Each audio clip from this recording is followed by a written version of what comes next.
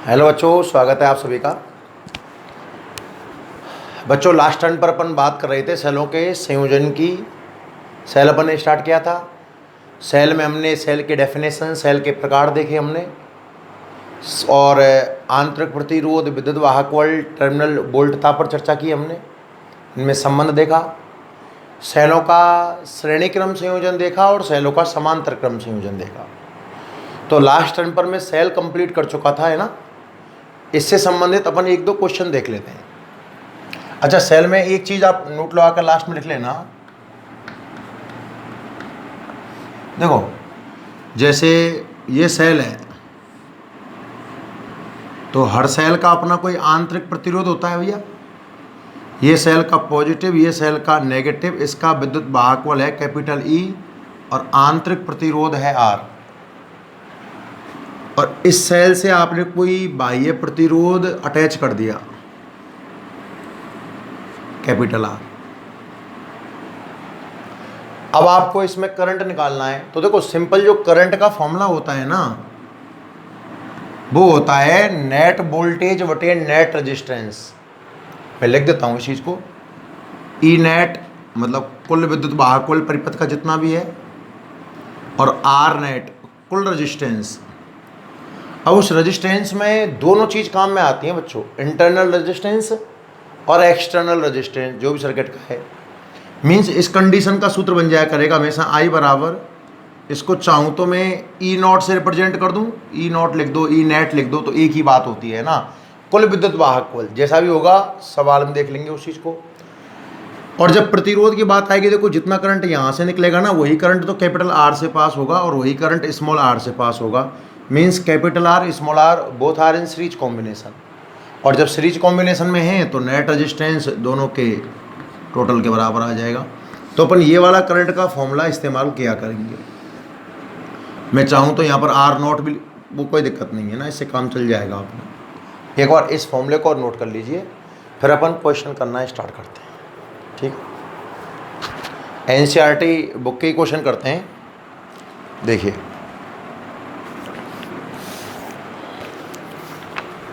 Question number 3.1 की बात कर रहे हैं बच्चों। एनसीईआरटी बुक में पेज नंबर 127 निकालिए आप। बुक हो गया, बुक निकाल लीजिए।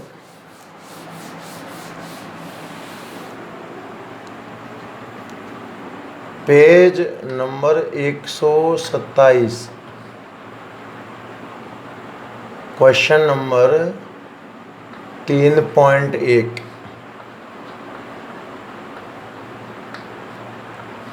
देखना भाई ध्यान से क्या कहता है। क्वेश्चन कह रहा है, आप सबने निकाल लिया होगा भैया ना, बुक निकाल लेना सब। पेज नंबर 127 पर जो क्वेश्चन नंबर 3.1 है वो हम देखते हैं। किसी कार की संचायक बैटरी का विद्युत वाहक बल 12 वोल्ट है। कार की जो बैटरी है ना, उसका विद्युत वाहक बल यानी कि कैपिटल ई कितना है बच्चों, 12 वोल्ट। ठीक है। यदि बैटरी का आंतरिक प्रतिरोध 0.4 ओम हो, आंतरिक प्रतिरोध मतलब स्मॉल आर 0.4 ओम हो, विद्युत वाहक बल 12 वोल्ट है, आंतरिक प्रतिरोध 0.4 ओम हो, तो बैटरी से ली जाने वाली अधिकतम धारा का मान क्या होगा। अधिकतम धारा का मतलब आई। देखो, धारा बोलता तो केवल आई लिखता, पर इसने कहा है अधिकतम धारा, तो आई मैक्स का मान मुझे ज्ञात करना है। सवाल को बहुत ध्यान से देखो, काफ़ी अच्छा क्वेश्चन है, बस एक लाइन समझने वाली होगी इसके अंदर। जो बैटरी है ना, बैटरी उसका विद्युत वाहक बल आपको दिया हुआ है 12 वोल्ट। बैटरी का इंटरनल रेजिस्टेंस कम ही होता है और 0.4 वास्तव में कम दे रखा है। आई मैक्सिमम निकालना है। तो सेल के लिए अभी मैंने एक नोट लगाकर आपको एक फॉर्मूला बताया था। सेल के लिए करंट का सूत्र क्या आता है भैया, आई का सूत्र आता है capital E net EMF circuit का upon capital R external resistance plus internal resistance. I का फॉर्मूला होता है ये। अब आप ध्यान से देखिए, ई का मान आपको 12 दिया हुआ है, स्मॉल आर का मान 0.4 दिया हुआ है, और कह रहा है कि मैक्सिमम करंट। अब दिमाग लगा, करंट मैक्सिमम तब होगा जब रेजिस्टेंस मिनिमम होगा। भैया किसी भी सर्किट में करंट कब ज़्यादा होगा, जो उसका रेजिस्टेंस मिनिमम होगा। और ध्यान से सुनना, कैपिटल ई और स्मॉल आर तो सेल के दे रखे हैं आपको। जो एक्सटर्नल रेजिस्टेंस है किसी भी सर्किट में, जो एक्सटर्नल रेजिस्टेंस है वो मिनिमम आप कितना लगा सकते हो, जी। शॉर्ट सर्किट नेगेटिव में तो कभी रेजिस्टेंस होता ही नहीं है। मैं आपसे क्या कहना चाह रहा हूँ कि फॉर आई मैक्सिमम, अगर करंट मैक्सिमम है then capital R become zero. ये बात समझ में आई क्या आपको? करंट का फॉर्मूला है I is equal to capital E upon capital R plus small r. अगर करंट मैक्सिमम चाहिए, करंट मैक्सिमम चाहिए तो इसके लिए कैपिटल आर को जीरो होना पड़ेगा। तो फिर सूत्र देखना आई मैक्सिमम का, आप ध्यान से देखना, आई मैक्सिमम का सूत्र क्या बन जाएगा, ऊपर कैपिटल ई और कैपिटल आर जीरो कर देंगे तो स्मॉल आर। ये सूत्र बनता है मैक्सिमम करंट का। अच्छा, रटना नहीं है, याद नहीं रखना है। अगर कुछ याद रखना है तो फिर आप ये याद रखिए, वैसे याद तो ये भी नहीं रखना है। आप तो सिंपल दिमाग लगाइए, करंट का फॉर्मूला होता क्या है भैया, नेट वोल्टेज बटे नेट रेजिस्टेंस। तो सर्किट का नेट वोल्टेज कितना मान लिया अपन ने, ई मान लिया, और नेट रेजिस्टेंस में दो रेजिस्टेंस आ गए अपने, कौन कौन से, एक्सटर्नल और internal, capital R plus small R. अब इसमें वैल्यू जमाओ, अपने आप उत्तर आ जाएगा आपका आई मैक्सिमम का। तो I maximum capital E 12, small R 0.4। अब हो गया, पॉइंट हटाओगे तो ऊपर एक जीरो लग जाएगी, और 4 से जब आप इसको काटने जाओगे तो आई मैक्सिमम कितना आएगा बच्चों, 30 एम्पियर, 30 एम्पियर। उस सर्किट में जो मैक्सिमम करंट है वो कितना होगा, 30 एम्पियर होगा। क्लियर है भैया, नोट कर लो।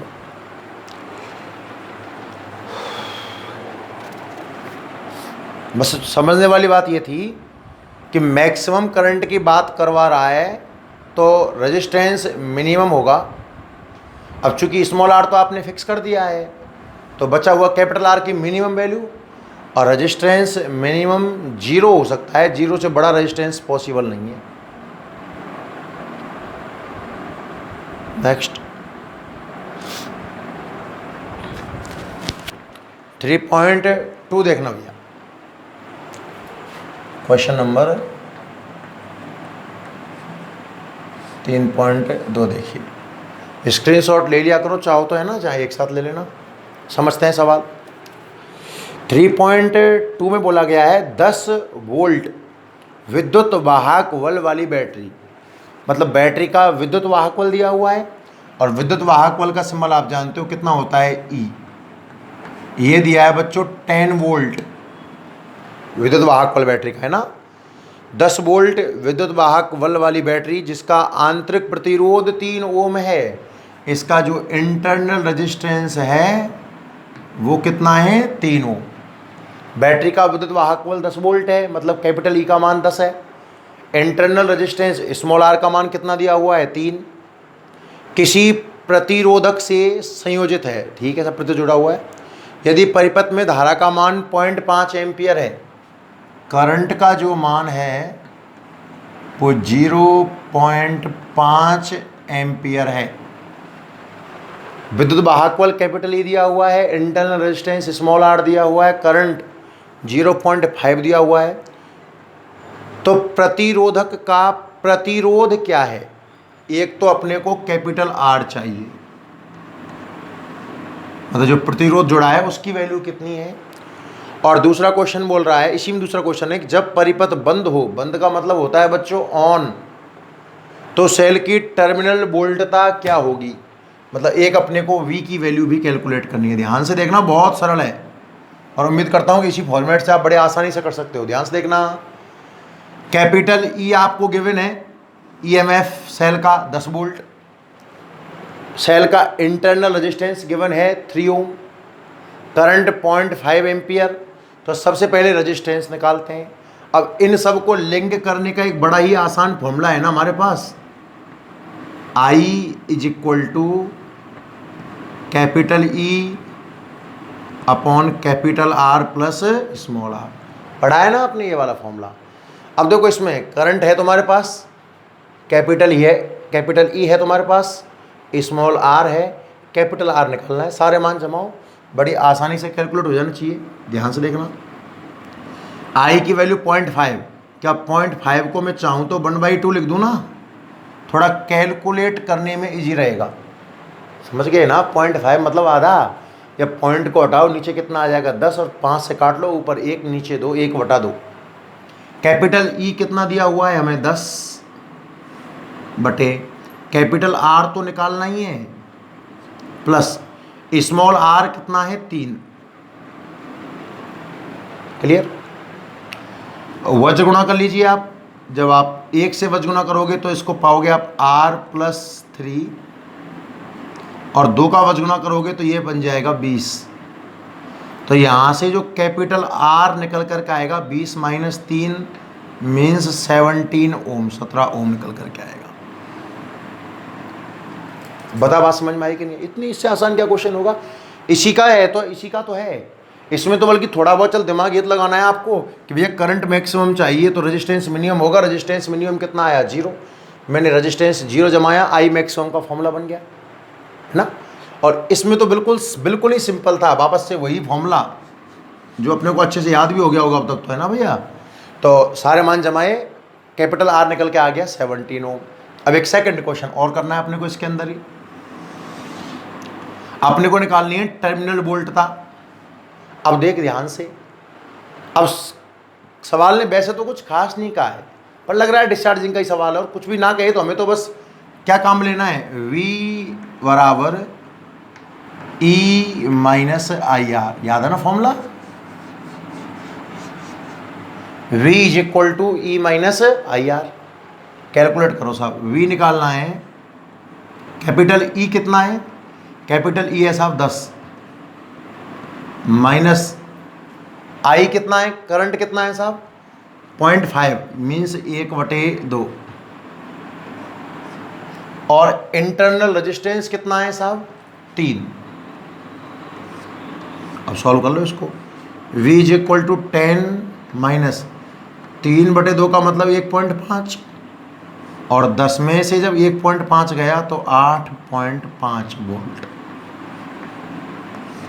टर्मिनल वोल्ट तक कितनी निकल के आएगी 8.5 वोल्ट, और रेजिस्टेंस कितना निकल के आया 17 ओम। नोट करिए, 2 क्वेश्चन हो गए भाई, 3.1 और 3.2।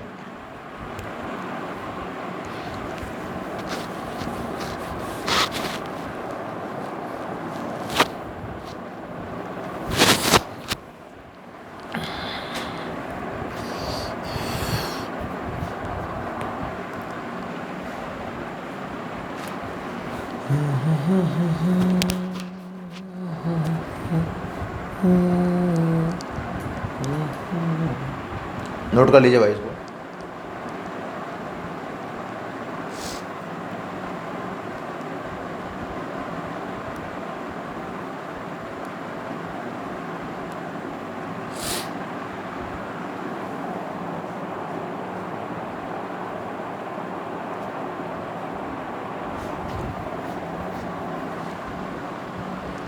देखिए नेक्स्ट,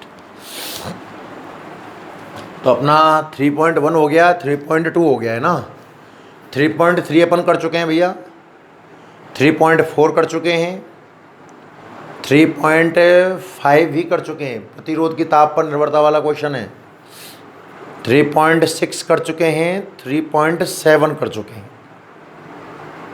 ठीक है, तो अपन 3.1 से 3.7 तक कर चुके हैं भैया।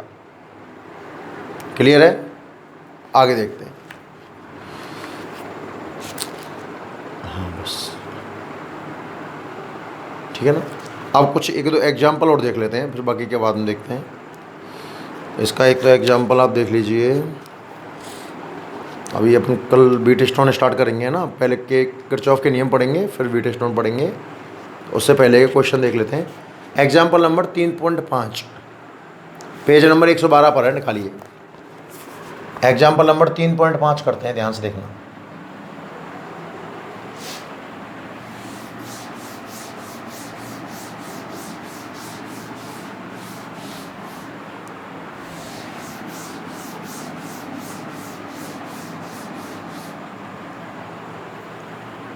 बोर्ड पर देखिए, एग्जाम्पल नंबर 3.5, पेज नंबर 112।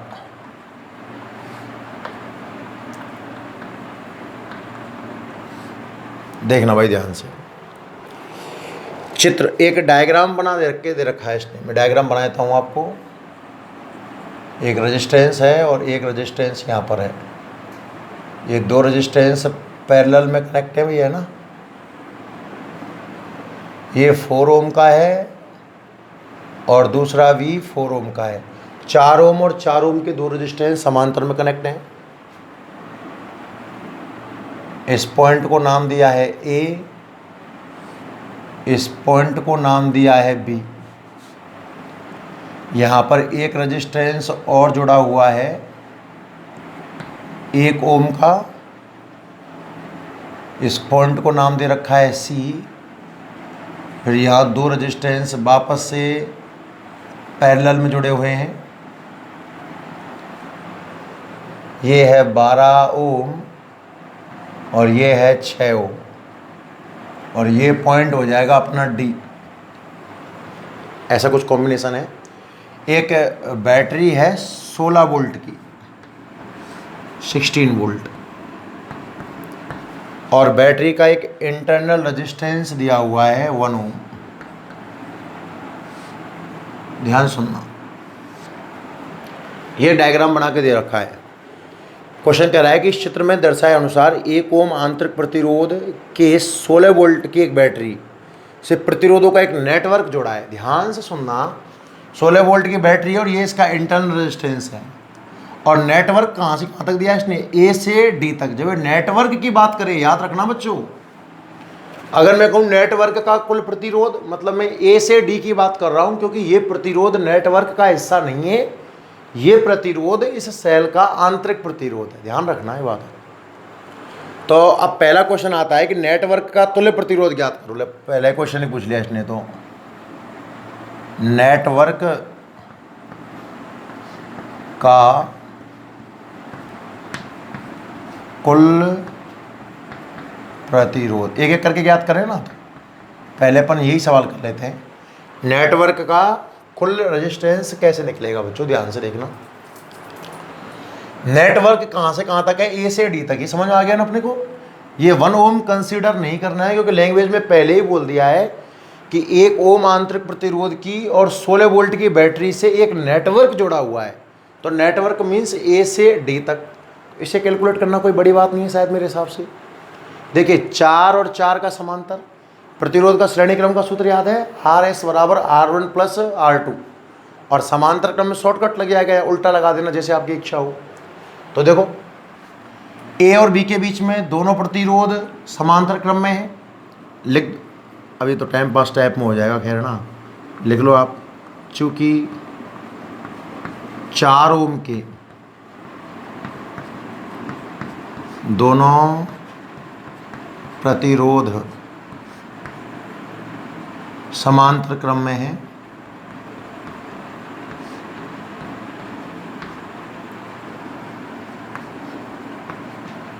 अतः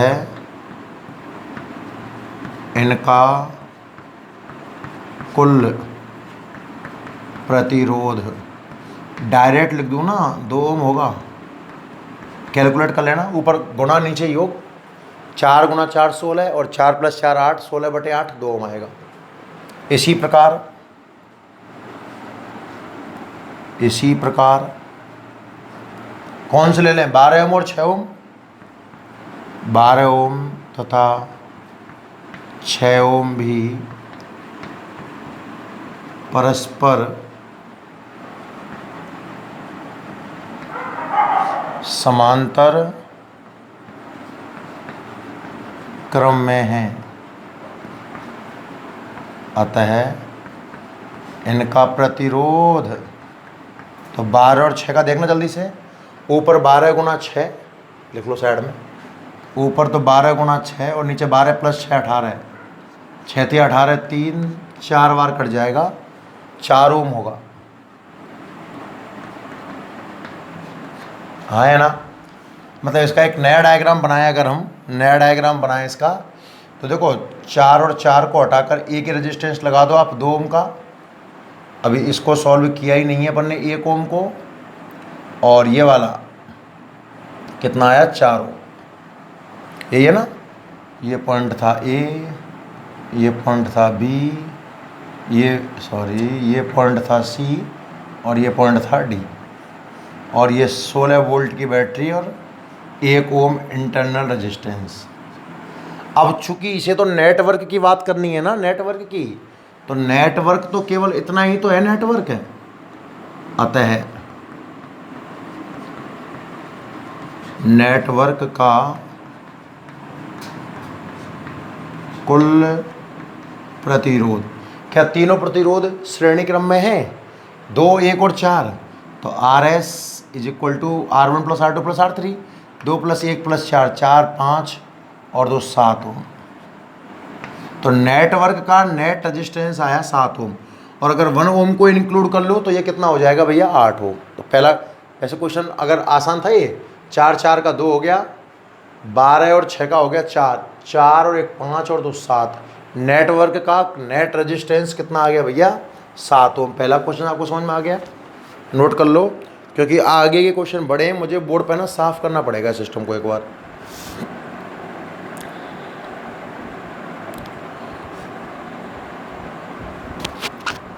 ठीक है ना भाई, जल्दी करो।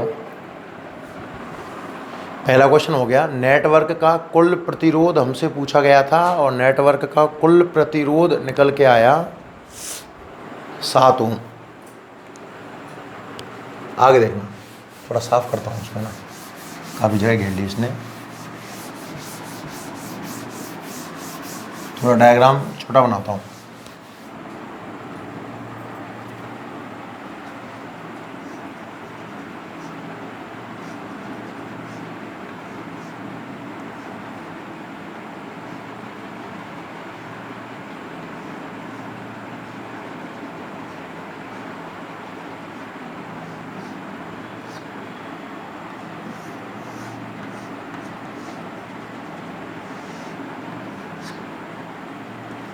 दो ओम, 2 ओम, 1 ओम, 12 ओम, 6 ओम।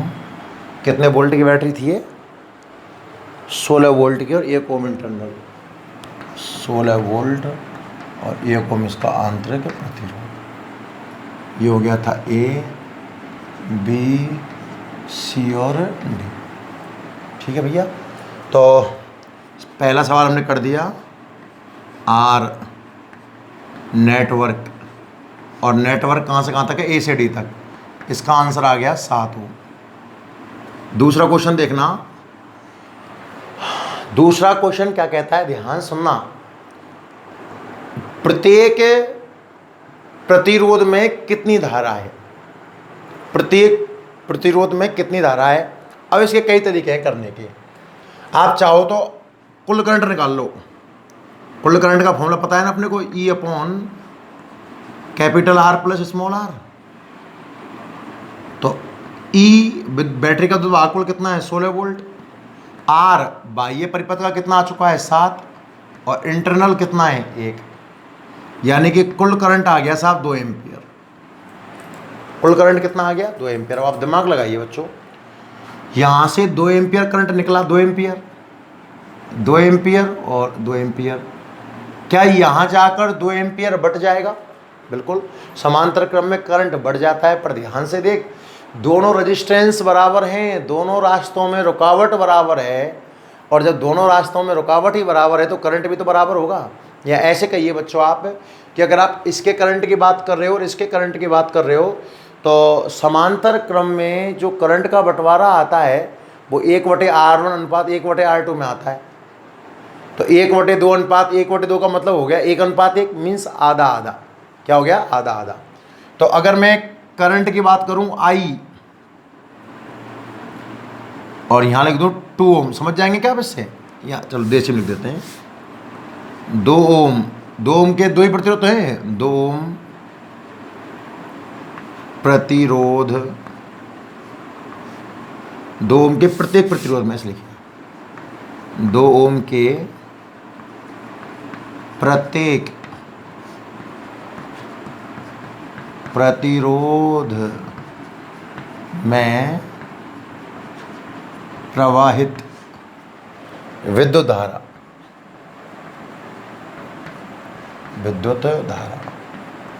बराबर 1 एम्पियर। भाई 2 एम्पियर था ना, तो 2 एम्पियर आधा आधा बढ़ गया 1 एम्पियर, 2 ओम के हो गई। अच्छा 1 ओम के में निकालना, 1 ओम के प्रतिरोध में प्रवाहित धारा। अब चूंकि 2 एम्पियर गया यहाँ से यहाँ तक गया होगा तो 1 एम्पियर हो गया होगा, और यहाँ कितना हो गया होगा 1 एम्पियर। फिर 1 एम्पियर मिलकर जब इसमें से गुजरा होगा तो वापस से 2 एम्पियर हो गया होगा। तो 1 ओम के में वापस से कितना हो रहा है साहब 2 एम्पियर। सवाल तो अब यहाँ ठीक ठाक है। अब साहब 2 एम्पियर करंट फिर गया तो सी पर जाकर इसका तो फिर डिवाइडेशन होना है 12 ओम और 6 ओम में। अब 12 ओम और 6 ओम में कैसे निकालें, बराबर तो नहीं होगा, दोनों रेजिस्टेंस बराबर होते हैं, चूंकि यहाँ तो संयोग बस बराबर आ गए थे। अच्छा ये जरूर है 12 ओम और 6 ओम में यहाँ प्रतिरोध ज़्यादा है तो इसमें तो धारा कम होगी और इसमें धारा क्या होगी ज़्यादा। तो अब इसको कैलकुलेट करना पड़ेगा, ध्यान से देखना कैसे करें। इनमें जो धारा का बंटवारा होगा सी और डी के मध्य, एक हेडिंग डाल दो यहाँ लगते हैं साइड, इसको अलग सवाल मान लें कि सी डी के लिए, ऐसे लिखा तो सी डी के लिए ऊपर करंट मैंने I1 मान लिया, नीचे करंट मैंने कितना मान लिया I2। तो I1 अनुपात I2 समांतर क्रम में धारा का अनुपात प्रतिरोध का व्युत्क्रम आता है, मीन्स 1/R1 अनुपात 1/R2। तो I1 अनुपात I2 आ जाएगा 1/12 अनुपात 1/6।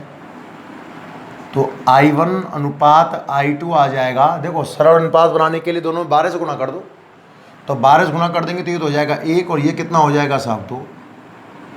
अब आपको I1 चाहिए तो खुद की वैल्यू कितनी है 1, अनुपातों का योग कितना है 3, और कुल करंट कितना है 2, मीन्स ये आ जाएगा बच्चों 2/3 एम्पियर।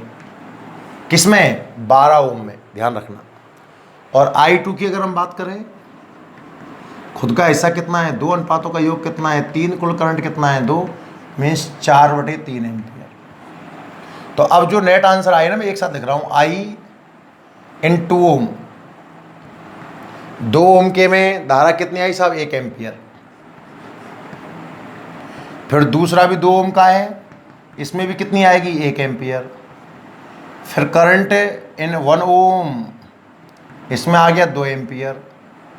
फिर करंट किसमें 12 ओम में, तो 12 ओम में कितना आया 2/3 एम्पियर। और फिर करंट 6 ओम में 4/3 ampere. This is your final answer. Clear? तो ये हो गया। अच्छा वैसे एग्जाम में इतना बड़ा क्वेश्चन नहीं पूछेगा, वो इसका कोई एक पार्ट पूछ सकता है। नेटवर्क का कुल प्रतिरोध देख लिया पहले क्वेश्चन में, और दूसरे क्वेश्चन में आपने देखा हर एक रेजिस्टेंस में करंट। क्लियर? तीसरा क्वेश्चन देखते हैं इसी के अंदर, बड़ा क्वेश्चन है इसमें, एक तीसरा हिस्सा और भी है। और तीसरा हिस्सा कह रहा है कि वोल्टता पात, मतलब आपको है ना सी क्वेश्चन में वी ए वी ज्ञात करना है, ए वी वी सी ज्ञात करना है, और सी डी ज्ञात करना है। मतलब इनके बीच वोल्टेज ड्रॉप निकालना है। बड़ा आसान खेल है ये, तो कुछ नहीं है।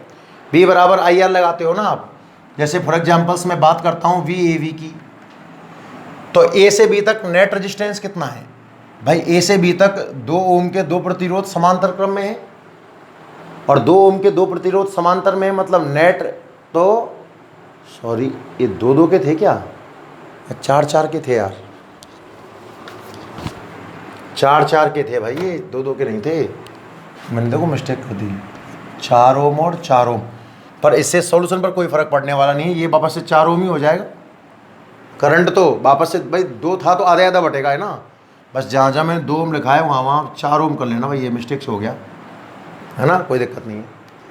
अब BAB की बात करूँ तो 4 ओम और 4 ओम के 2 पैरेलल में, तो नेट रेजिस्टेंस तो 2 ओम ही हुआ ना, तो B बराबर IR से करंट कितना है 2 एम्पियर, अरे नेट एम्पियर A और B के बीच में नेट करंट तो 2 एम्पियर है ना एक एक करके, और नेट रेजिस्टेंस भी कितना है 2, तो VAB आ गया साहब 4 वोल्ट। AB में जो वोल्टेज ड्रॉप आ गया वो कितना आ गया 4 वोल्ट। इसी प्रकार BC में याद कर लो, VVC IR कितना है 2, रेजिस्टेंस कितना है साहब 1, तो VVC बराबर आ गया 2 वोल्ट। और वोल्टेज बिटवीन C और D में 12 और 6 का रेजिस्टेंस कितना आया था 4 आया था, 12 गुणा 6/12 प्लस 6 से 4 तो हो गया इसका रेजिस्टेंस, और करंट कितना हो गया 2, तो VCD आ जाएगा 8 वोल्ट। क्लियर है? 3 हमने वोल्टेज ड्रॉप भी निकाल दी। नोट करो इसको भाई, लिखते जाओ।